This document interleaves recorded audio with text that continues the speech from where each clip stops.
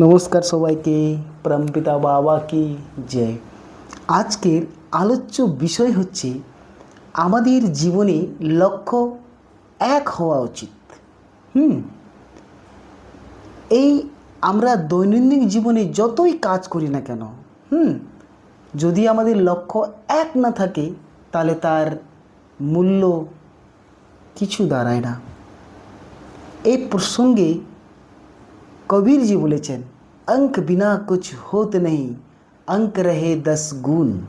অর্থাৎ এই যে আমাদের জীবনে ঈশ্বরের নাম, ভগবানের নাম, এটা কেমন? এটা হচ্ছে একটা অঙ্কের মতো। এক হচ্ছে আমাদের জীবনের লক্ষ্য পরমপুরুষ।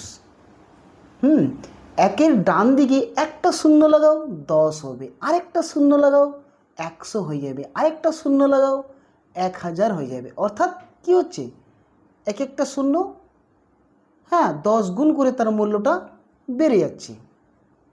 তাহলে আমাদের জীবনে যদি একটা ঠিক থাকে, আর আমরা দৈনন্দিন জীবনে যে কোনো কাজ করি না কেন সেটা হচ্ছে কিসের মতো? একটা শূন্যের মতো। তাহলে আমরা একটা যদি ঠিক থাকে আর যদি আমাদের তার ডান দিকে একটা শূন্য বসাই, অর্থাৎ দৈনন্দিন জীবনে যদি আমরা কাজটা ঠিক করি, তাহলে কী হবে? তার মূল্যটা 10 গুণ বেড়ে যাবে।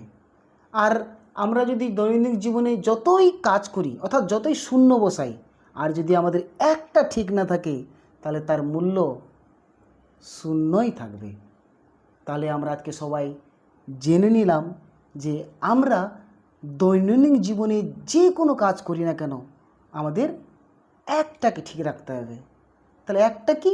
একটা হচ্ছে সেটা পরমপুরুষ, গড, ভগবানের নাম।